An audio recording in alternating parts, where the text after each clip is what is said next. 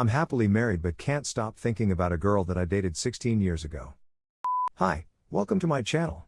Today, we've got a story from r/relationships where Op is married but cannot stop thinking about a girl he dated 16 years ago. Before we start, if you have any personal stories of relationship issues and problems that you and your significant other faced, that you want to share, feel free to email them to me. Let's get started. First story. I have what I consider to be a good healthy relationship with my wife. For some reason though, I recently am unable to stop thinking about a girl I dated 16 years ago, for the entirety of a month. The relationship was normal for a couple of 20-year-olds. We like to low-key hang out, and have lots of sex.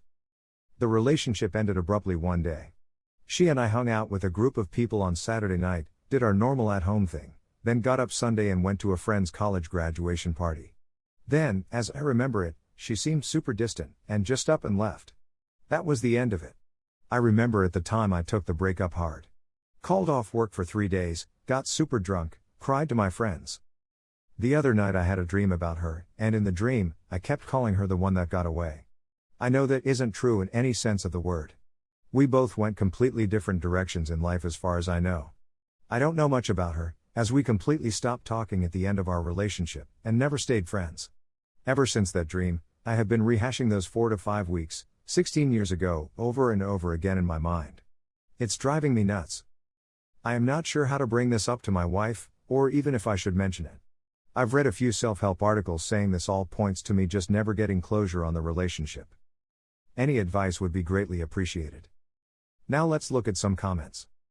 Niet Marionette wrote. Don't mention it to your wife, odds are in another month this girl will have completely left your mind, but your wife still might be anxious if you tell her. This means nothing besides that you're temporarily stuck going what if?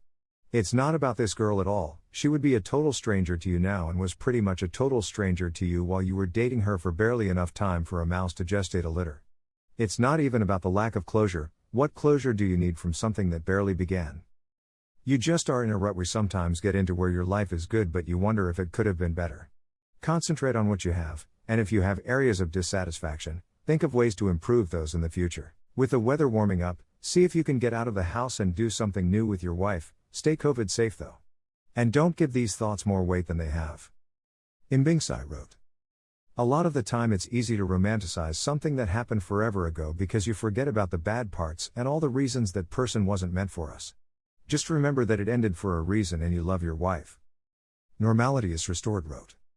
Don't mention this to your wife, this is your midlife crisis problem to deal with. You are fearing to age and fearing growing older with things undone.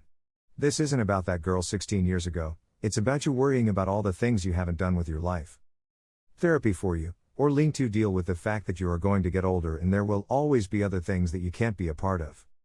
Law et al. Wrote.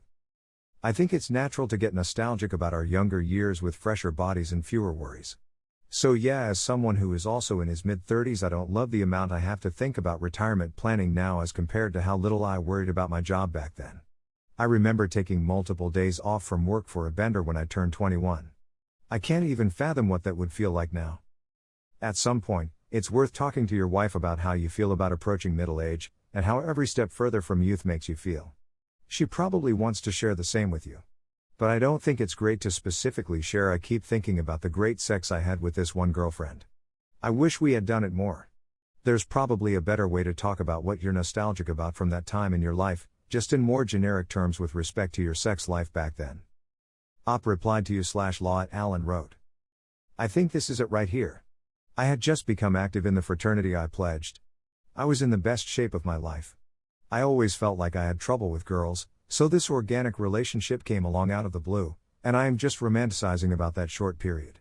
She just happens to be part of that.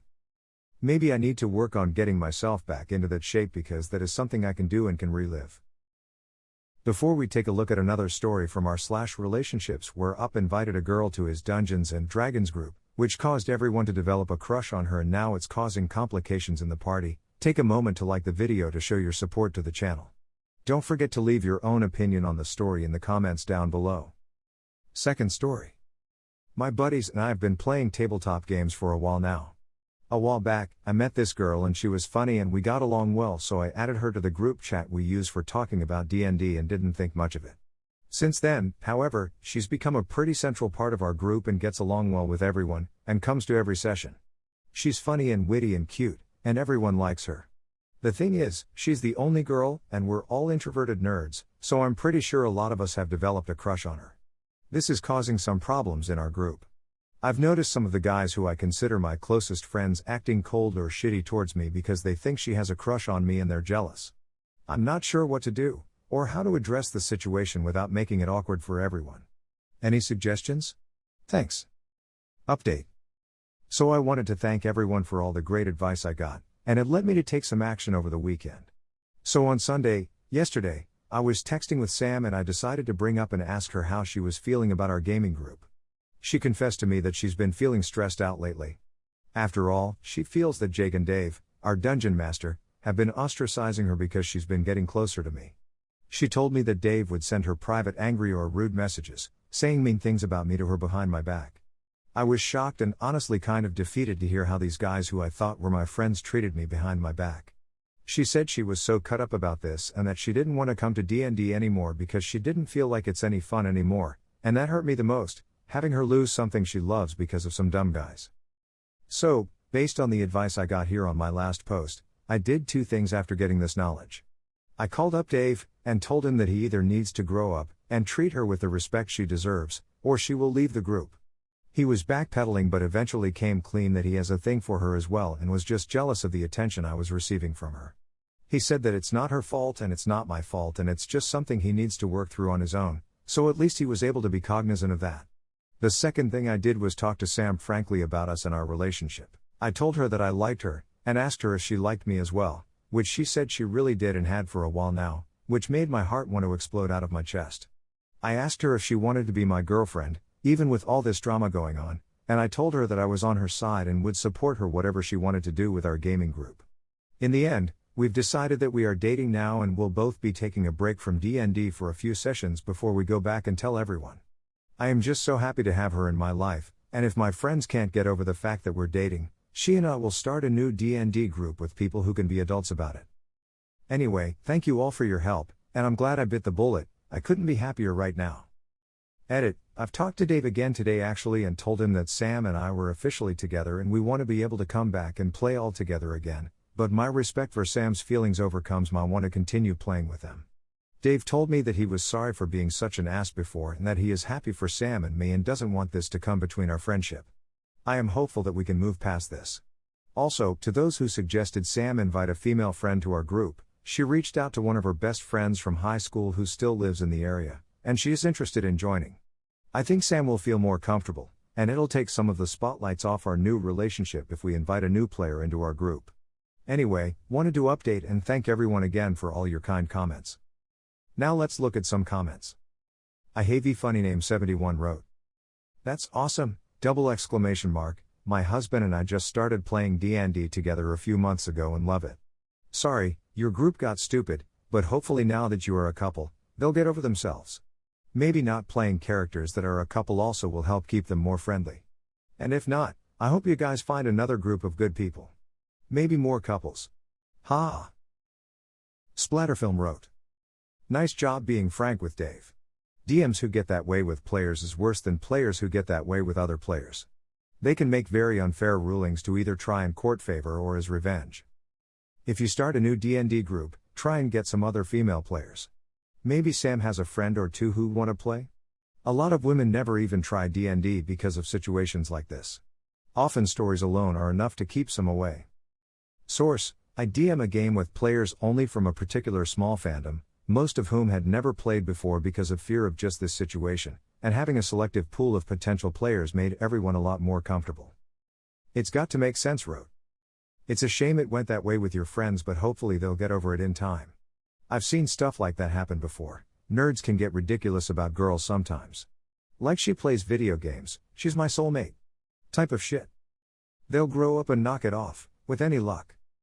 Hot Dickens wrote, "I've been the token nerd girl all my life, started playing chess and D&D at 7 years old with my father. Your work is only just starting. I get that you feel things are resolved, but I don't see this kumbaya ending you do. I just see worse red flags popping up. Remember the shock you felt finding out who these guys are. Let's be honest, You already knew they felt entitled to her. Ask yourself, why would it shock you that they acted on it by being rude and sending her aggressive messages? They haven't even seemed to have apologized. It looks like they just justified their behavior to you in a way that you can get where they're coming from. It minimizes how fucked up they were behaving. Have they even apologized to Sam, or did they just talk to you? Don't forgive any of these men. Why the fuck are they still your friends if they treated your GF like this? They're just mad they got caught. They still actively chose to behave the way they did, and I bet they've done it in the past, and I can bet they'll do it in the future. Call out misogyny and entitlement every time you see it, and don't remain friends with people who display this behavior. Even if they're nice in every other way, if they're weird or off or downright rude and hateful towards women, they're not nice. You are the company you keep, and if you keep these guys in your life, Sam deserves better. What do you think about all of this? Do you think the op from first video will be able to get over his ex and fix his marriage? Also, did you find the second story wholesome? Let us know in the comments down below. If you liked the video, subscribe to the channel to see more videos like this. Hit the notification bell to make sure you never miss an upload.